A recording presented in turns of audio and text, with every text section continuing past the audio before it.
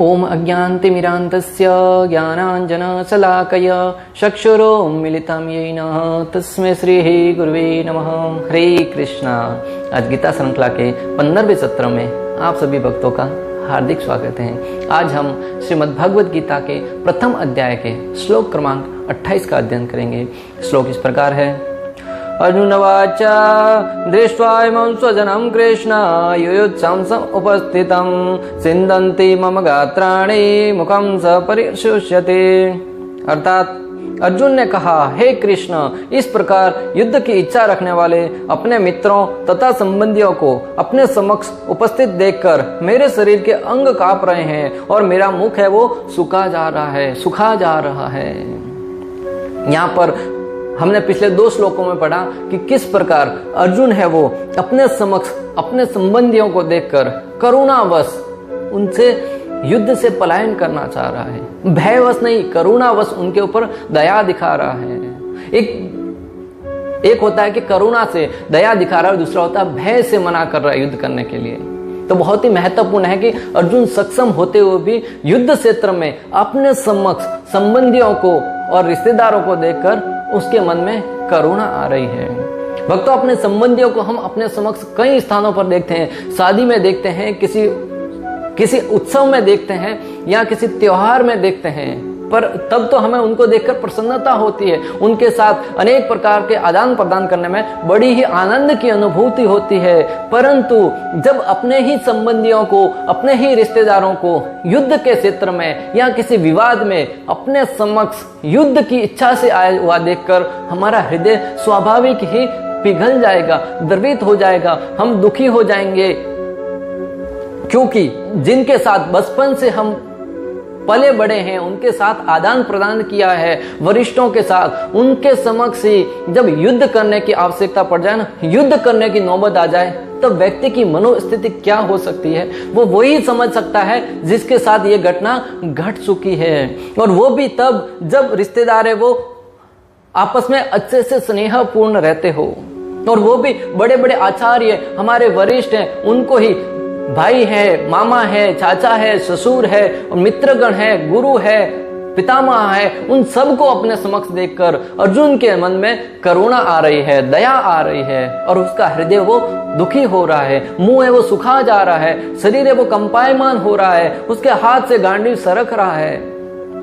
यहाँ पर केवल दुर्योधन को ही इस युद्ध के लिए दोष देना गलत होगा, क्योंकि दुर्योधन की महत्वाकांक्षा थी। परंतु यहाँ पर हमने पढ़ा कि किस प्रकार दुर्योधन के संबंधी थे, वो भी उनके साथ साथ देने के लिए खड़े हैं। विशेष रूप से धृतराष्ट्र की इच्छा से ही युद्ध हो रहा है।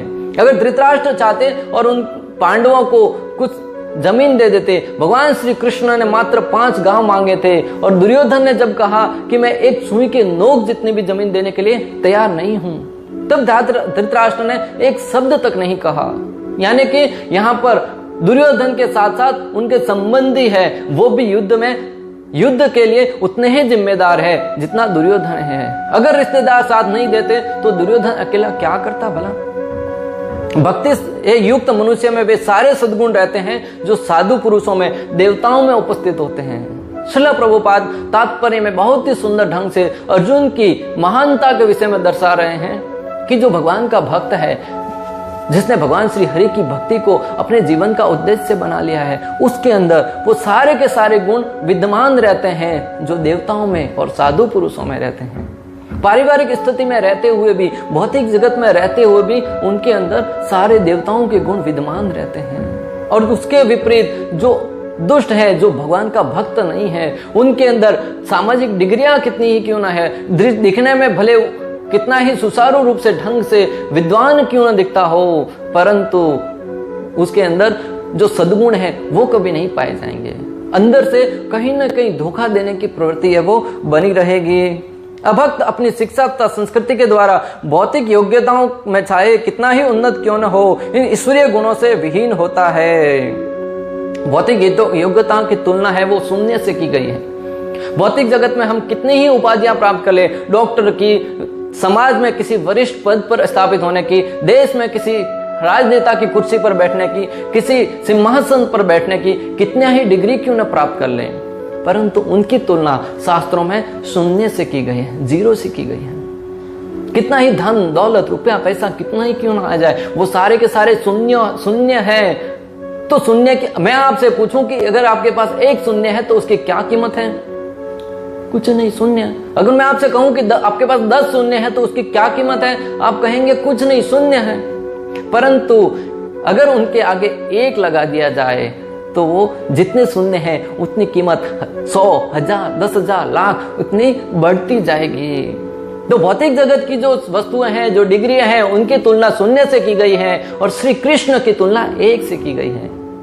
जिस उपाधियों के आगे श्री कृष्ण रूपी 1 लगा दिया जाए ना भक्तों, तो उस उपाधियों का महत्व बन जाता है, उसका महत्व बढ़ जाता है। इसलिए हमारे जीवन में श्री कृष्ण को ऐड करना है, श्री कृष्ण को जोड़ना है, कृष्ण की भक्ति रूपे 1 को हमारे जीवन में जोड़ना है। तब हम जीवन में जितनी उपाधियां प्राप्त करेंगे, जितने अनेक प्रकार की उपाधियां प्राप्त करेंगे, उनकी महत्वता और बढ़ जाएगी। पापी व्यक्ति भी अगर श्री कृष्ण का स्मरण करता है ना तो वो शुद्ध हो जाता है।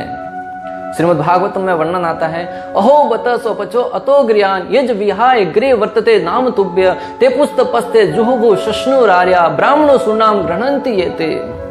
जिस व्यक्ति ने भक्ति का आश्रय लिया है, श्री कृष्ण के नामों का स्मरण करता है, भक्ति करता है, उस व्यक्ति में भले उसने सांडाल परिवार में ही क्यों न जन्म लिया हो, शूद्र परिवार में ही क्यों न जन्म लिया हो, उसने फल है वो सारी नदियों में स्नान करने का फल प्राप्त हो जाता है, सारे तीर्थ स्थानों में जाने का फल प्राप्त हो जाता है, समस्त शास्त्रों को पढ़ने का उसे फल प्राप्त हो जाता है। तो यहाँ पे मैं आपको जो बताना चाह रहा हूं वो ये कि भगवान की भक्ति आप कितनी तीव्रता के साथ करते हैं, कितनी प्रेम के साथ, लगन के साथ कर रहे हैं, उसके ऊपर निर्भर करता है कि आपका जन्म है, कुल है, वो कोई मायने नहीं रखता। अब ब्राह्मण कुल में जन्म लेने के उपरांत भी अगर घृणित कार्य करते हैं, भगवान की भक्ति नहीं करते और जो भी शास्त्रों के विरुद्ध है वो सब कार्य करते हैं, तो आपका जन्म है वो निरर्थक है। परंतु इसके विपरीत अगर शूद्र परिवार में जन्म लेने के उपरांत भी आप आध्यात्मिक कार्य करते हैं, श्री कृष्ण की भक्ति करते हैं, शास्त्रों को पढ़ते हैं, तो आपका जीवन है वो धन्य हो जाएगा। कलयुग में जन्म से सारे के सारे व्यक्ति शूद्र माने गए हैं, परंतु अपने अपने कर्मों के अनुसार जैसे जैसे व्यक्ति कर्म करता है ना, उसके अनुसार उसकी स्थिति निर्भर करती है कि उसके जीवन में क्या पोजीशन है। यहाँ पर अर्जुन निर्बल और हताश प्रतीत होते हुए भी सारे सद्गुणों से ओतप्रोत हैं। दुर्योधन सद्गुण दिखा रहा है, फिर भी सारे दुर्गुण उसमें निवास कर रहे हैं। अर्जुन यहाँ पे अगर आपने देखा होगा तो निर्बल की भांति प्रार्थना कर रहा है, भगवान से याचना कर रहा है कि मैं अपने संबंधियों से युद्ध नहीं करूंगा। एक तरीके से निर्बल प्रतीत हो रहा है।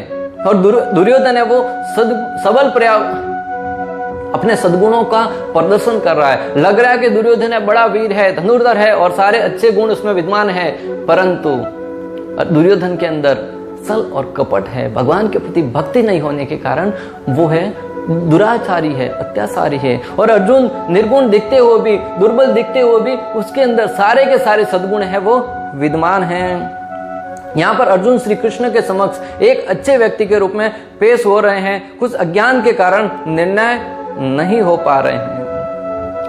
व्यक्ति है कितनी ही उपाधियां क्यों नहीं पकड़ता, कितना ही सक्षम क्यों नहीं बन जाए, परंतु शास्त्रों का ज्ञान अगर उसके अंदर नहीं आएगा ना, श्रीमद् भगवद गीता का ज्ञान, भागवतम का ज्ञान, आचार्यों की कृपा, तब तक वो किसी कार्य में निर्णायक नहीं हो पाएगा।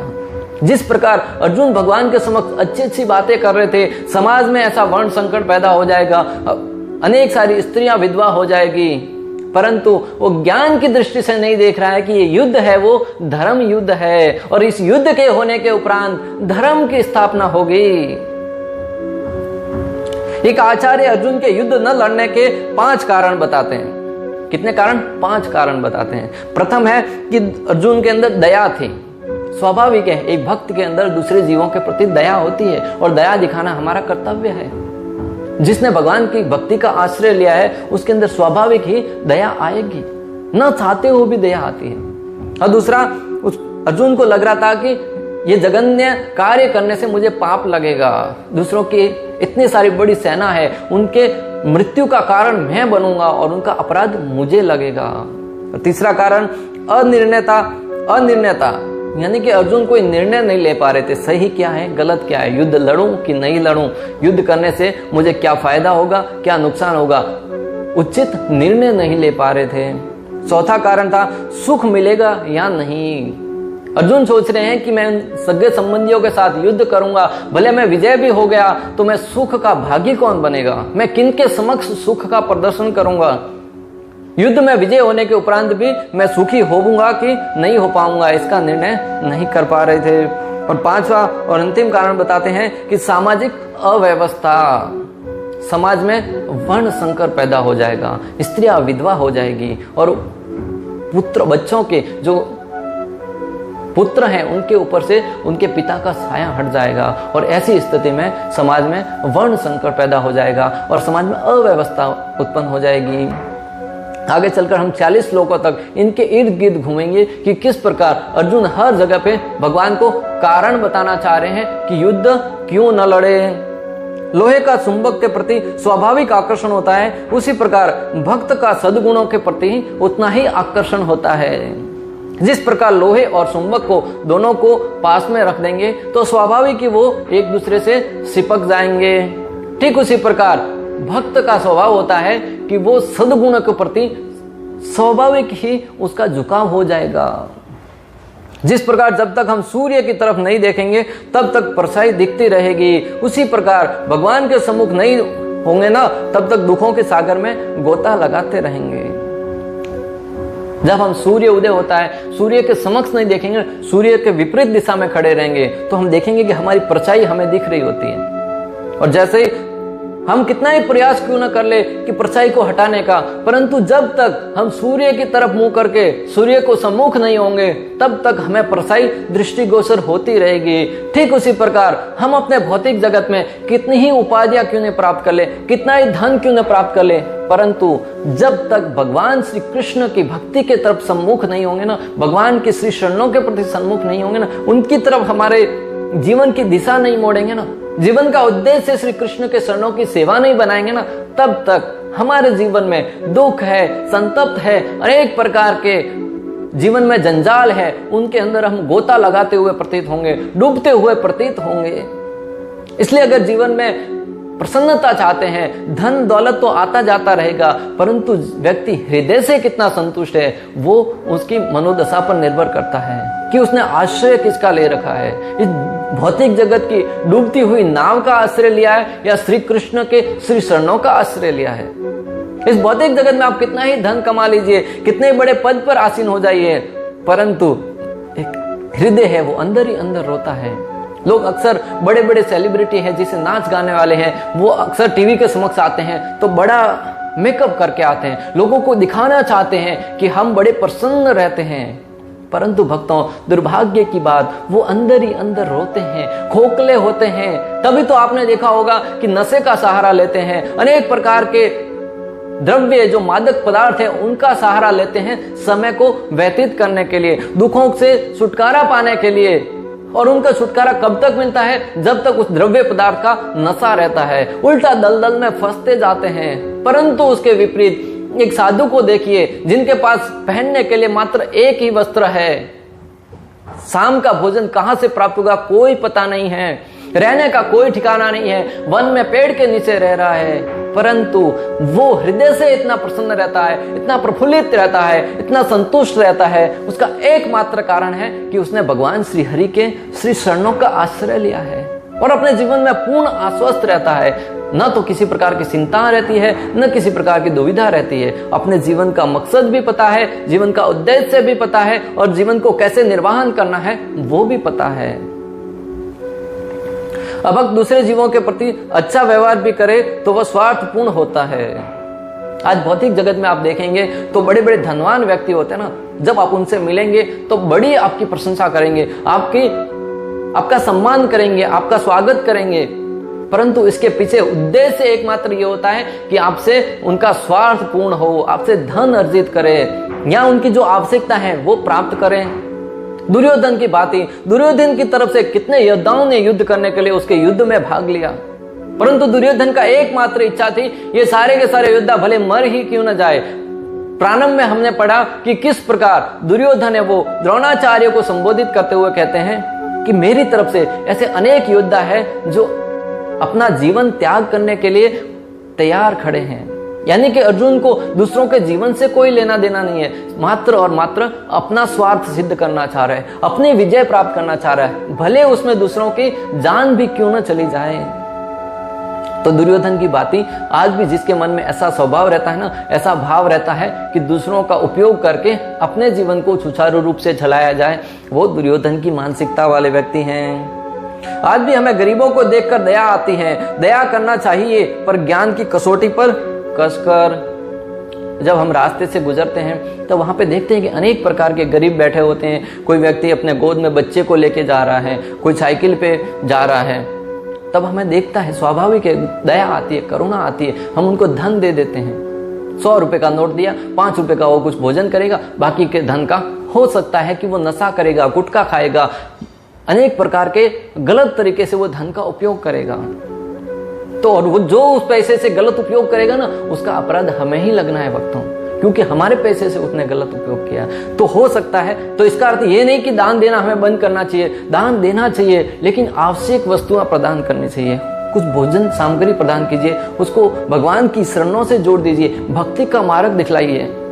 आचार्यगण कहते हैं कि जिस प्रकार किसी धनवान व्यक्ति का पुत्र गुम हो जाए, वो रास्ते में आपको भीख मांगता हुआ प्रतीत हो जाए, आप उसके पिता को पहचानते हैं, उस व्यक्ति को पहचानते हैं, वो किसका पुत्र है, तो आप अगर उसको रोटी दे देंगे, खाना दे देंगे, वो एक दिन का तो उसका भोजन हो जाएगा, परंतु दूसरे दिन पुनः उसको आवश्यकता पड़ेगी। कितना दिन भोजन प्रदान करेंगे? तो आपका कर्तव्य बनता है कि आप उस बच्चे को लेके जाके उसके पिता से मिला दें, पुलिस स्टेशन जाके उनके बारे में बताएं कि ये व्यक्ति बिछड़ गया, उसके पिता से मिला दीजिए। और उसके पिता से जैसे ही मिल जाएगा, उसकी सारी आवश्यकता उसके पिता है वो पूर्ण करेंगे, आजीवन उसकी आवश्यकता पूर्ण करेंगे, आपको उसका ध्यान रखने की आवश्यकता नहीं पड़ेगी। ठीक उसी प्रकार इस भौतिक जगत में जितने भी जीव हैं, वो सब भगवान श्री कृष्ण की संतान हैं, और वो सब बिछड़ी हुई संतान हैं, भगवान श्री कृष्ण से विमुख हुई संतान हैं। उनको श्री कृष्ण के शरणों से जोड़ दीजिए, वो प्रसन्न हो जाएंगे, उनका हृदय प्रफुल्लित हो जाएगा, और सारी आवश्यकताएं वो भगवान प्रदान करने लगेंगे। आचार्यगण कहते हैं कि किसी पर भी आध्यात्मिक दया करने से उसके कल्याण के रास्ते पर लेके आना चाहिए। मूल रूप से 5 विषय हैं। हमने श्रीमद् भगवद गीता को जो है वो मूल रूप से 5 विषयों के इर्द गिर्द घूमती है। ये 5 विषय क्या है? ईश्वर, जीव, प्रकृति, काल तथा कर्म। आप अपने जीवन में ईश्वर को स्थान देते हैं कि नहीं? जीव है वो भगवान श्री कृष्ण को अपने जीवन में कितना स्थान देता है, उसके ऊपर उसके जीवन की दिशा और दशा निर्भर करती है। अगर आप अपने जीवन की डोर भगवान के हाथ में नहीं सौंपेंगे ना, तब भगवान श्री हरि की जो प्रकृति शक्ति है वो भगवान हमें अपने कंट्रोल में ले लेगी। भगवान की जो माया शक्ति है ना, वो अपने कंट्रोल में ले लेगी। ईश्वर से संबंध तोड़ने पर प्रकृति के अधीन हो जाएंगे। ईश्वर के नियमों को तोड़ देंगे ना, तो हम प्रकृति के अधीन हो जाएंगे। भगवान श्री कृष्ण भगवद गीता में कहते भी हैं, देवी ही ऐसा गुणमयी मम माया दुरत्यया माम एव ये प्रपदन्ते मायाम एताम तरन्ति ते। अर्थात प्रकृति के तीनों गुणों वाली इस मेरी देवी शक्ति को पार कर पाना कठिन है, किंतु जो मेरे शरणागत हो जाते हैं वे सरलता से इसे पार कर जाते हैं। भगवान श्री कृष्ण यहाँ पर साक्षात श्री कृष्ण भजन अंदर बता रहे हैं कि जो कोई मेरे शरणों को नहीं ग्रहण करता, उसके ऊपर मेरी देवी शक्ति है, माया शक्ति है, वो प्रभाव करती है। और माया शक्ति के ऐसे थपेड़े लगते हैं, जीवन में ऐसे संकट आते हैं, ऐसे कष्ट आते हैं, तब व्यक्ति जीवन में संघर्षपूर्ण जीवन जीते हुए भी बड़ा दुखी रहता है, बड़ा दर्दनाक जीवन जीता है। परंतु श्री कृष्ण आश्वासन दे रहे हैं, जिस किसी ने मेरी शरण ग्रहण कर ली वो भव सागर को पार कर जाएगा। ये भौतिक जगत दुखों का सागर है, उसे पार करने में मैं सहायता करूंगा। कलयुग में महाप्रभु जीवों पर करुणा करने के लिए प्रकट हुए। इस भौतिक जगत में अनेक प्रकार के दुखों से व्यक्ति है वो पीड़ित रहता है। भगवान श्री कृष्ण, भगवान श्री हरि है वो अनेक युगों में अनेक अवतार लेते आए हैं। नरसिंह अवतार, वराह अवतार, भगवान श्री रामचंद्र के रूप में अवतार, कश्यप अवतार, वामन अवतार, मत्स्य अवतार, बुद्ध अवतार, ऐसे अनेक अवतार लिए और उन अवतारों में उन्होंने अनेक राक्षसों का संहार किया, लीला करी और अपने धाम में चले गए। परंतु जब उन्होंने सोचा कि कलयुग के अंदर तो राक्षस है, वो राक्षस और देवता जो दोनों हैं, वो राक्षस और देवता जो पहले थे वो अलग अलग प्लेनेट्स पर रहते थे, फिर दूसरे युग में वो दोनों एक ही स्थान पर रहने लगे। जब सत्य युग में था तब स्वर्ग लोक में देवता रहते थे और पाताल लोक में राक्षस रहा करते थे। परंतु त्रेता युग में देवता और दानव है, वो राक्षस और देवता दोनों एक ही प्लेनेट्स पर रहने लगे, एक ही स्थान पर रहने लगे। रावण है वो लंका में रहते थे, भगवान श्री रामचंद्र है वो अयोध्या में रहने लगे। द्वापर युग आया, देवता और दानव संस्कृति वो एक ही परिवार में रहने लगे। कौरव और पांडव एक ही परिवार में दोनों रहने लगे। परंतु कलयुग आते आते इतनी बिगड़ गई कि देव और दानव प्रवृत्ति दोनों ही मनुष्य के एक ही शरीर में निवास करने लगे। कभी हम अच्छा कार्य करते हैं तो जब देव प्रवृत्ति हावी होती है तब अच्छा कार्य करते हैं, जब दानव प्रवृत्ति हावी होती है तब बुरा कार्य करते हैं। जब व्यक्ति, आपने देखा होगा कि बहुत बार लोगों को कहते हुए सुना होगा ये तो बड़ा भला मानस था, उसने तो जीवन में इतने अच्छे अच्छे काम किए, फिर वो इतने अत्याचार की तरफ कैसे मुड़ गया। कोई व्यक्ति अचानक अच्छा व्यवहार करते करते किसी का संहार कर देता है, किसी की हत्या कर देता है, तो बोले कि इतना अच्छा व्यक्ति ऐसा कार्य कैसे कर सकता है। तो शास्त्र हमें निर्देशन दे रहे हैं कि कलयुग में देव और दानव प्रवृत्ति दोनों ही एक ही शरीर में निवास करने के कारण कभी दानव, जिसका हम पोषण ज्यादा करते हैं, देव प्रवृत्ति, अगर शास्त्रों को सुनेंगे, कथाओं को सुनेंगे, आध्यात्मिकता की तरफ बढ़ेंगे, शुद्ध प्रसाद ग्रहण करेंगे, तो हमारे अंदर जो देव प्रवृत्ति है ना वो अधिक प्रगति करेगी। परंतु अगर हम अत्याचारों को देखेंगे, मांसाहार करेंगे, जुआ खेलेंगे, नशा करेंगे, अनेक प्रकार के पर स्त्री संघ के तरफ बढ़ेंगे, तो हमारे अंदर दानव प्रवृत्ति है वो उसकी शक्ति का वर्धन होता जाएगा। और आज हम देख भी रहे हैं कि समाज में, सभ्य समाज से आने वाले व्यक्ति भी ऐसे कुकर्म जैसे दूसरों की हत्या कर देना, नन्ही बच्चियों का अपहरण करके उनके साथ दुर्व्यवहार करने जैसे अमानवीय घटनाओं को अंजाम देते हैं।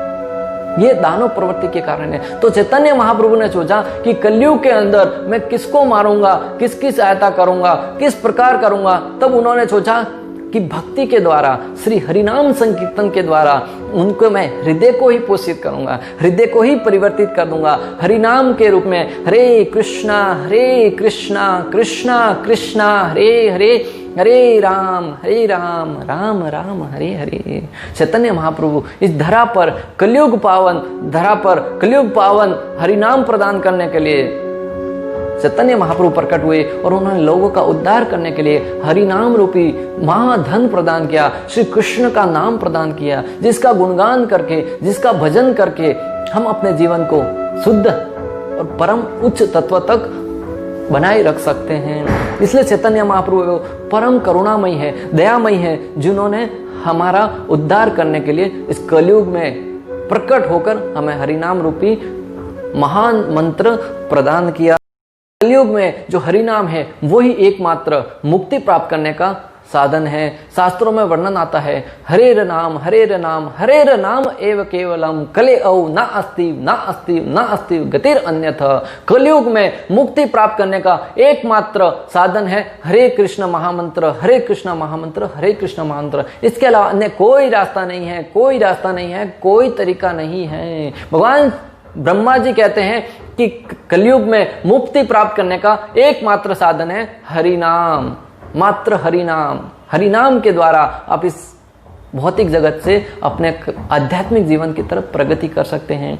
तो इस प्रकार आज हमने पढ़ा कि किस प्रकार अर्जुन है वो करुणा दर्शाते हुए अपने संबंधियों को देखकर उनका हृदय वो द्रवित होता है और भगवान से जिज्ञासा करते हैं कि मैं युद्ध नहीं करूंगा। तो यहाँ से अर्जुन का विषाद योग प्रारंभ हो रहा है। आगे चलकर हम पढ़ेंगे कि आगे और अर्जुन क्या क्या जिज्ञासा करते हैं। अर्जुन अपने सामाजिक ज्ञान है, जो अपना ज्ञान है वो भगवान के सामने प्रस्तुत करते हुए ये बताना चाह रहे कि मैं युद्ध क्यों नहीं करना चाहता। इस प्रकार श्लोक क्रमांक 28 का भक्ति वेदांत तात्पर्य पूर्ण हुआ। अंत तक हमारे साथ बने रहने के लिए आप सभी का बहुत बहुत धन्यवाद। हृदय पूर्वक प्रेम पूर्वक बहुत बहुत धन्यवाद। हरे कृष्णा कृष्णा कृष्णा हरे हरे, हरे राम राम राम हरे हरे। श्रीला प्रभुपाद की जय। श्री श्री राधा गोपीनाथ भगवान की जय। समस्त गौर भक्त वृंद की जय। हरि